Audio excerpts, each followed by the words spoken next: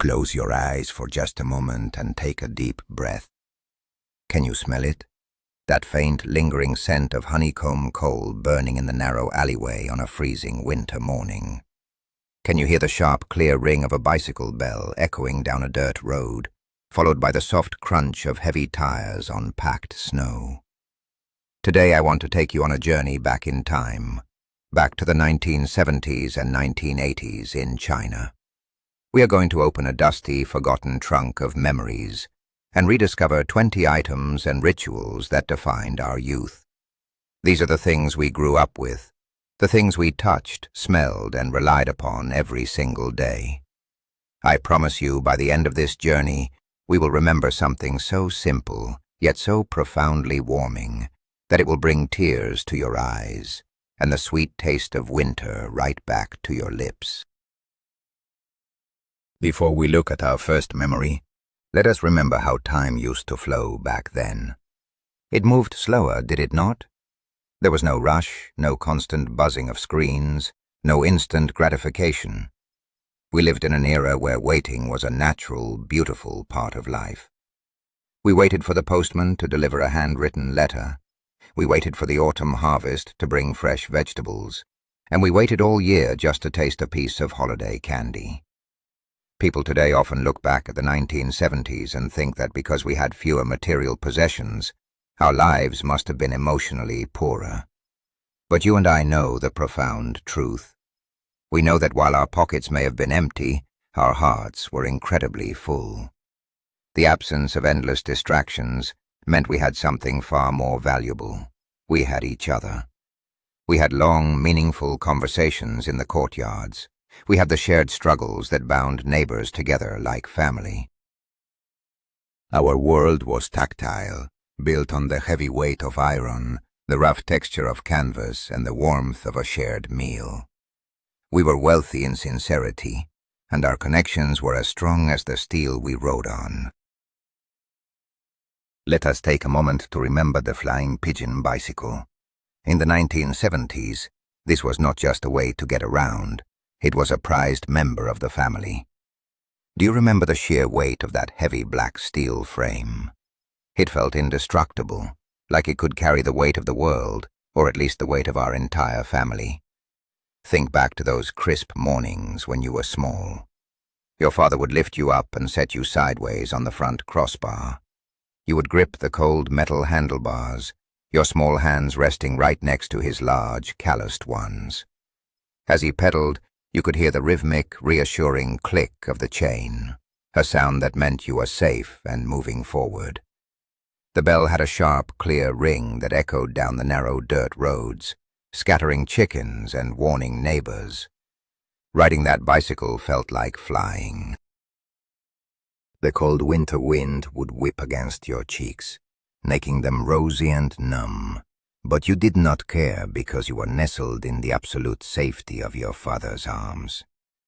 We did not have cars, we did not travel far, but on that bicycle the world felt vast and full of immense promise. Every Sunday trip to the market or the park was an adventure, etched forever in the gleaming chrome and dark paint of the Flying Pigeon. And now let us think about a sound that is almost entirely lost to the modern world. The steady, rhythmic ticking of a Shanghai brand mechanical watch. In the 1970s, owning one of these was a profound milestone. It was not just a tool to tell time, it was a powerful symbol of adulthood, responsibility, and hard work. Do you remember the daily ritual of winding it? Every single morning, your father would pinch the tiny metal crown between his thumb and index finger, turning it with a delicate, deliberate motion. You could hear the faint metallic grinding as the mainspring tightened, storing up energy for the day ahead. If you held that watch pressed tightly against your ear, the ticking was loud, sharp, and incredibly fast, like a tiny mechanical heartbeat living inside the silver casing. People took such immense pride in these watches. They would roll up their sleeves just a little higher to make sure the silver band caught the sunlight. When the watch crystal got a little smudge, it was immediately polished with the softest edge of a cotton shirt. These watches were meant to last a lifetime, often passed down from father to son, carrying not just the time, but the very essence of the era, a time when things were built to endure forever. Let us move into the house and listen for the rhythmic clacking of the butterfly sewing machine. For many families, this heavy iron machine, mounted on a solid wooden table with a cast iron pedal, was the heartbeat of the home. Do you remember the sight of your mother sitting there late into the night? The single dim yellow bulb would cast long shadows against the peeling walls. You could hear the constant, mesmerizing whir of the wheel, and the heavy thump of her foot pressing back and forth on the iron pedal. The whole room always smelled faintly of machine oil and freshly cut cotton. She would spend hours threading the tiny needle, her tired eyes squinting in the poor light. But the magic she created was undeniable. As the Lunar New Year approached, that machine worked endlessly, turning cheap bolts of cloth into the most beautiful new clothes for you and your siblings. You would stand there as she measured the fabric against your arms, the cold metal scissors snipping away the excess. Wearing those stiff, newly sewn garments on the morning of the new year made you feel like royalty, wrapped entirely in your mother's unconditional love and tireless sacrifice. Next, we must recall the humble enamel wash basins and mugs that decorated every single home.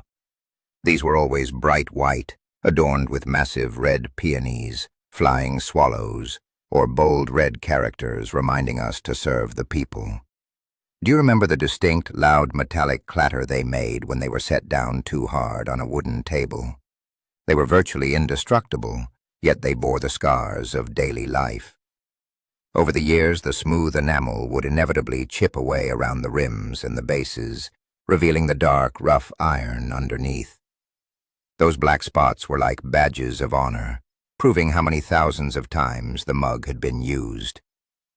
Think about waking up on a freezing winter morning.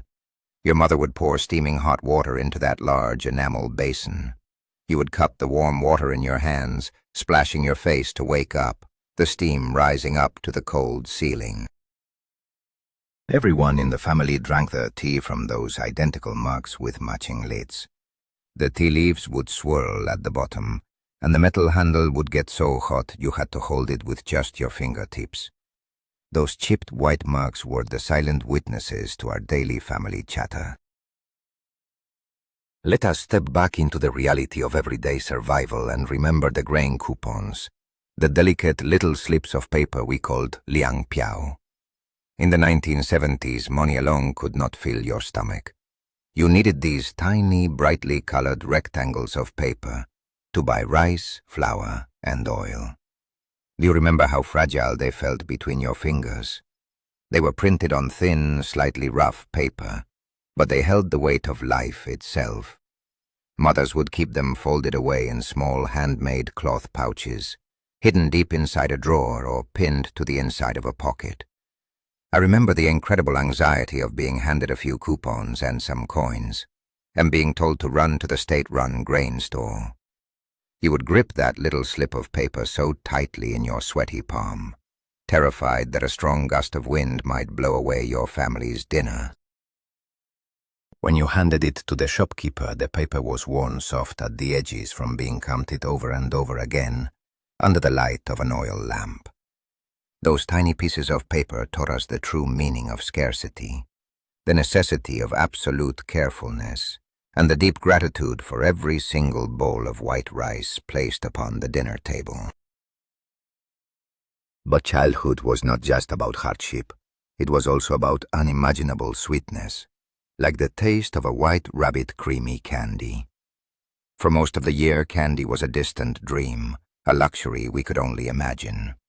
But when the Lunar New Year arrived, a handful of these iconic candies, wrapped in blue, white, and red wax paper, would suddenly appear. Do you remember the agonizing anticipation of slowly twisting the wrapper open? Inside, the cylindrical candy was wrapped in an extra layer of translucent, incredibly thin paper.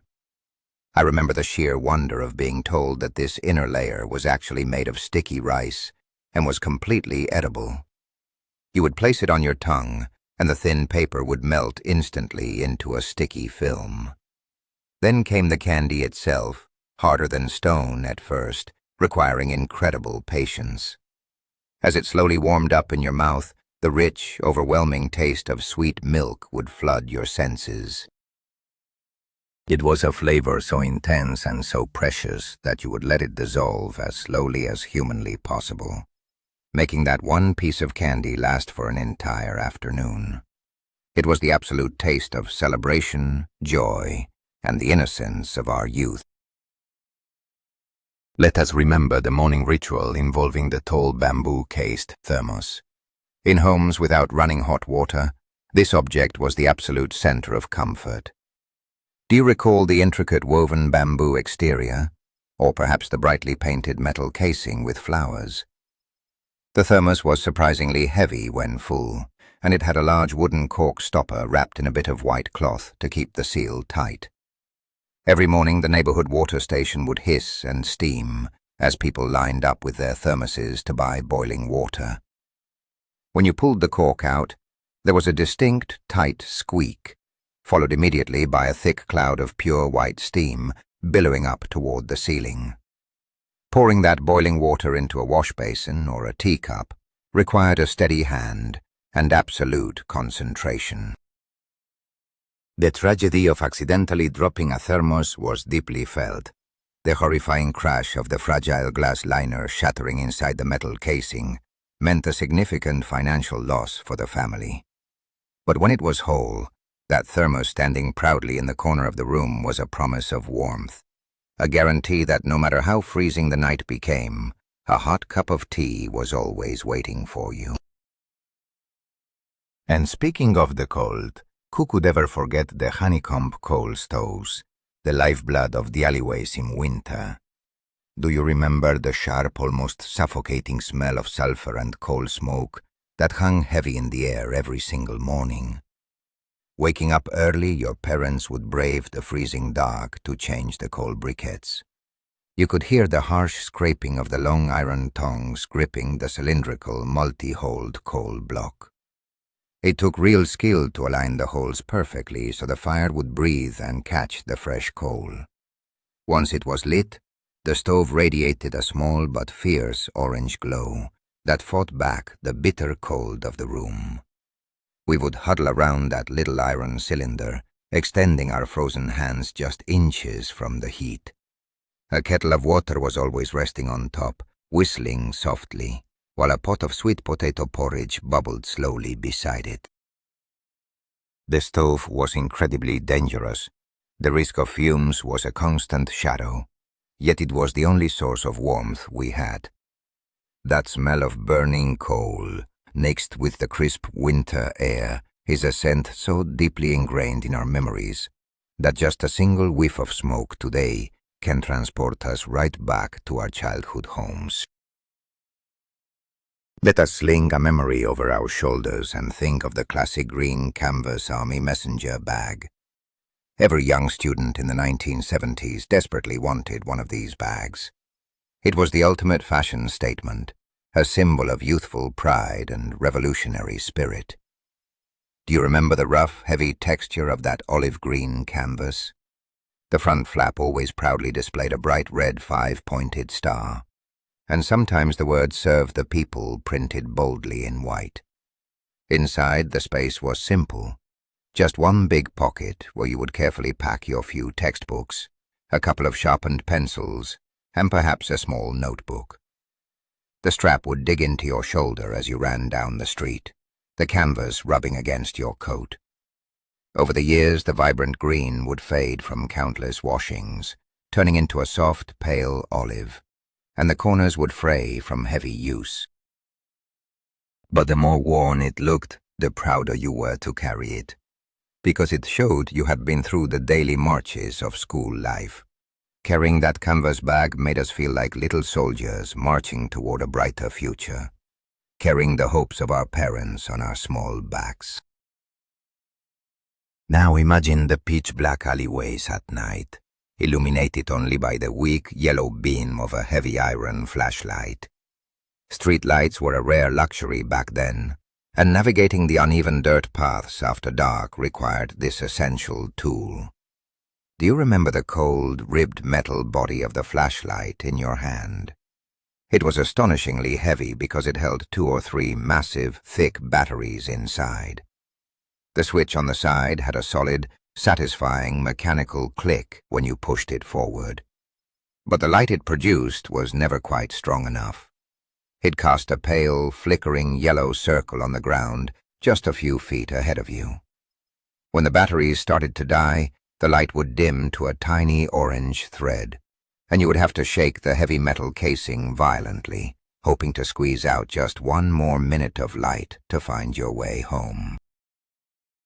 Walking through the dark with your father, you would watch that little yellow circle jump across puddles and potholes, feeling utterly safe as long as that heavy iron flashlight was guiding your steps through the overwhelming darkness of the night. Let us listen closely for a sound that defined the neighborhood courtyards, the loud, rhythmic scrubbing against a wooden washboard. Washing clothes was not the push of a button. It was a physically exhausting daily chore. Do you remember the thick rectangular block of wood, deeply carved with horizontal ridges? In the freezing winter, mothers would carry heavy basins of clothes to the communal outdoor water tap. The water was icy cold, biting into their bare hands until their skin turned raw and red. You could hear the rough, wet sound of heavy cotton jackets and trousers being dragged forcefully up and down the wooden ridges over and over again, accompanied by the slippery lather of cheap yellow laundry soap. But it was not a lonely task. The communal tap was the social center of the alley. Women would kneel beside each other, their breath turning to steam in the cold air, chatting loudly about the day, sharing local gossip, and laughing over the splashing water. The wooden washboard was an instrument of immense labor, but the rhythmic sound it produced was the comforting heartbeat of a tight-knit community taking care of its own. As evening fell, families would gather around the magical box sitting on the highest shelf, the Red Star or Panda brand radio. Before televisions existed in every home, this heavy, rectangular plastic box was our only window to the outside world. Do you recall the intricate grid of the speaker and the large circular tuning dial? Turning that dial was a delicate operation. You would hear a loud burst of harsh static, whistles and pops, until suddenly the clear, powerful voice of a news anchor or a traditional storyteller would pierce through the noise. The dial would glow with a warm, comforting amber light in the dim room. Families would sit in absolute silence after dinner, peeling roasted peanuts in the dark, listening intently to the dramatic episodes of classical novels or the sharp humor of crosstalk performances. The sound was never perfect. It was always accompanied by a gentle underlying hum and occasional crackles of interference. But that warm, vibrating sound filling the quiet room brought immense joy and entertainment. It was the voice that lulled us to sleep and woke us up with morning exercises, a constant, comforting companion in our simple lives. Now look down at your feet and remember the absolute silence and comfort of handmade 1,000-layer cloth shoes. We did not have fancy leather boots or branded sneakers. We had shoes made entirely of fabric, stitched together by the calloused hands of our mothers and grandmothers. Do you remember the sharp smell of the flour paste used to glue the layers of scrap cotton together to form the sole? Women would sit under the afternoon sun, using a heavy metal thimble to push a thick steel needle through dozens of layers of dense cloth. It required incredible strength, and you would often see tiny pricks of blood on their fingers. When the shoes were finally finished, slipping your feet into them was pure heaven. The black cloth uppers were soft and breathable, and the thick white layered soles absorbed every pebble on the road. Walking in them made absolutely no sound, just a soft whisper against the dirt. They wore out quickly at the heels, and the white soles would turn brown with mud. But the feeling of walking in shoes made specifically for you, born from endless hours of your mother's labor, was a grounding comfort that no modern shoe could ever replicate. Let us journey outside to remember the sheer magic of the open-air cinema. In the 1970s, going to the movies did not mean sitting in a plush, dark theater. It meant a village-wide celebration. Do you recall the frantic excitement when the projectionist finally arrived with his heavy equipment? As the sun set, everyone would rush out carrying their own wooden stools, fighting for a good spot on the dusty ground. 2 tall wooden poles would be erected, and a massive white canvas screen was tied between them, often flapping loudly in the evening breeze.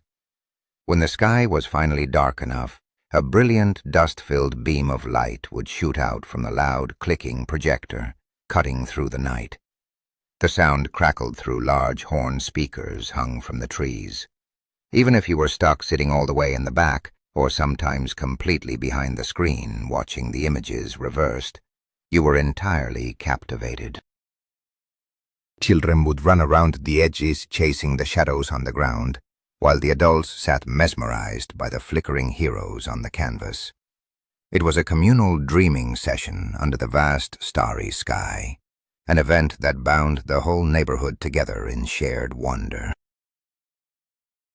Let us turn our minds to the humble aluminum lunchbox, an item that accompanied almost every single worker and student throughout the 1970s and 1980s. Do you recall the dull, metallic clinking sound it made as it bounced around inside your canvas bag as you walked? These rectangular boxes were never perfectly smooth for long. They were always covered in tiny dents and scratches, each one telling a story of a day at the factory or a rough journey to school. The daily ritual of preparing that lunchbox was an act of careful budgeting and deep love.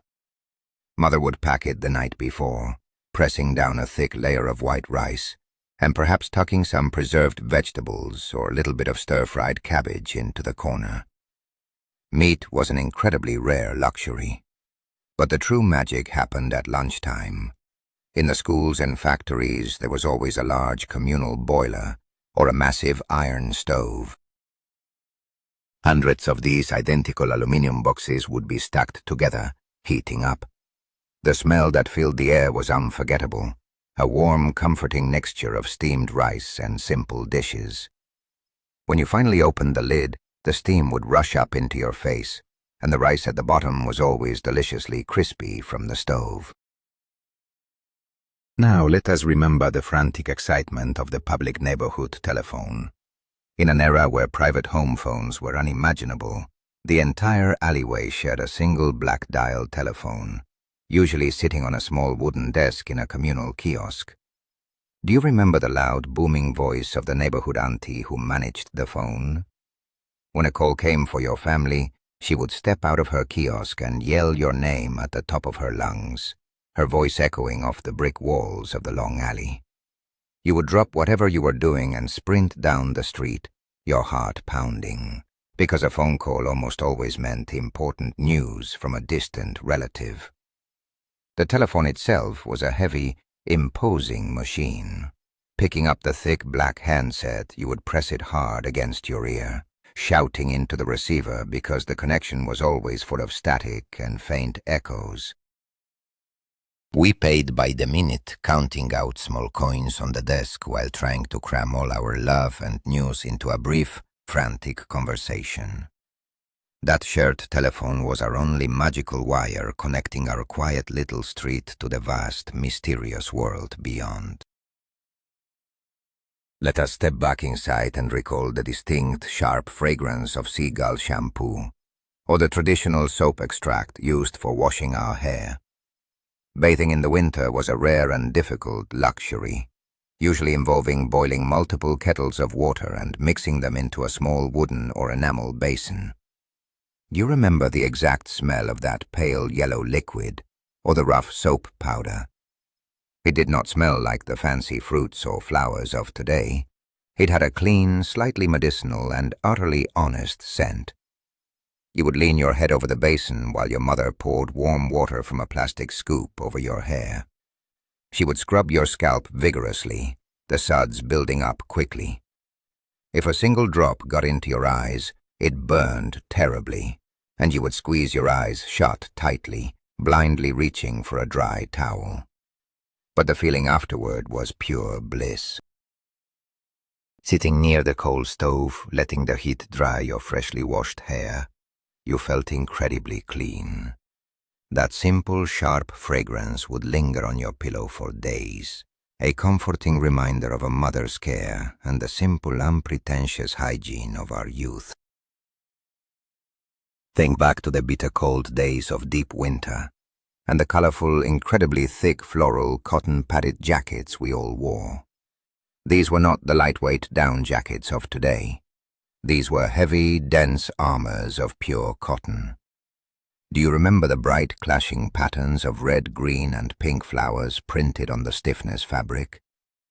When you put that jacket on, it was so thick and stiff that your arms would stick out slightly to the sides, making you look like a small, colorful bear waddling down the street.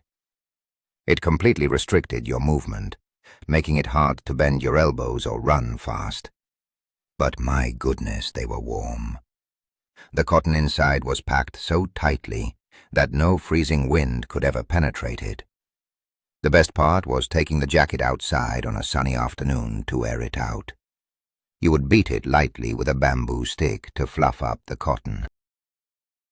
When you put it back on, the heavy jacket smelled exactly like baked winter sunshine, a warm, deeply comforting scent that wrapped around you like a heavy blanket. Those floral jackets were our colorful shields against the harshest winters of our childhood. And underneath that heavy jacket was always a hand-knitted wool sweater, a labor of endless love and infinite patience. In those days, yarn was expensive and precious, so nothing was ever wasted. Do you remember the incredibly tedious process of unraveling an old, outgrown sweater? You would sit opposite your mother, holding your hands up wide, acting as a human spool while she wound the crinkly used yarn into a large, tight ball. Then, for weeks, you would hear the constant rhythmic clicking of long bamboo knitting needles as she transformed that old yarn into a new, larger sweater. She would knit by the dim light of the radio, occasionally calling you over to hold the unfinished piece against your chest to measure the length. When it was finally done, pulling it over your head was always a struggle. The neck hole was notoriously tight, and the rough wool was incredibly itchy against your bare skin. You would scratch your neck constantly, but that itchy, mismatched sweater, often featuring strange color blocks where different scraps of yarn were joined together, was quite literally woven with a mother's time, warmth, and quiet devotion. Finally, let us end where we began, out on the freezing, snowy streets, walking toward the glowing iron barrel of a sweet potato vendor. Of all the memories we have explored, this is the one that truly warms the soul. Do you remember seeing the sparks flying into the dark winter sky as the vendor stoked the charcoal fire at the bottom of the modified oil drum? Long before you saw him, you could smell the intoxicating, caramelized sugar aroma drifting heavily down the icy street. You would dig deep into your pockets, pulling out a few warm coins to buy the largest potato he had. He would pull it from the dark oven using iron tongs, wrapping the charred, blackened skin in a small piece of old newspaper. It was so incredibly hot that you had to juggle it between your bare, freezing hands, letting the heat thaw your numb fingers. When you finally broke it open, the bright orange flesh was steaming, incredibly soft and oozing with sticky, burnt sugar syrup. Taking that first sweet, scalding bite while standing in the freezing snow is a sensory memory so powerful, so absolutely perfect, that it remains the ultimate taste of happiness from our childhood.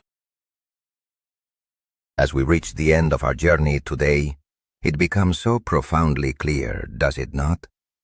When we look back at these heavy iron bicycles, these chipped enamel mugs, and these faded canvas bags, we realize something deeply emotional. We do not just miss the objects themselves. What we truly miss is the people we were when we held them. We miss the boundless feeling of our youth, the quiet strength in our parents' hands, and the incredible, unbreakable bond we shared with our neighbors in those bustling, smoky alleyways. We miss an era where life was undeniably hard, but it was honest, simple, and deeply human. If this journey back in time brought a smile to your face, or perhaps a gentle tear to your eye, please subscribe to the channel and give this video a warm like. It helps us keep these precious, fragile memories alive for generations to come. Now I have an important question for you, and I would love for you to answer it. Which of these 20 items holds the most precious memory for you? And who were you with when you used it? Please share your beautiful stories in the comments below. I read every single one of them with a grateful heart.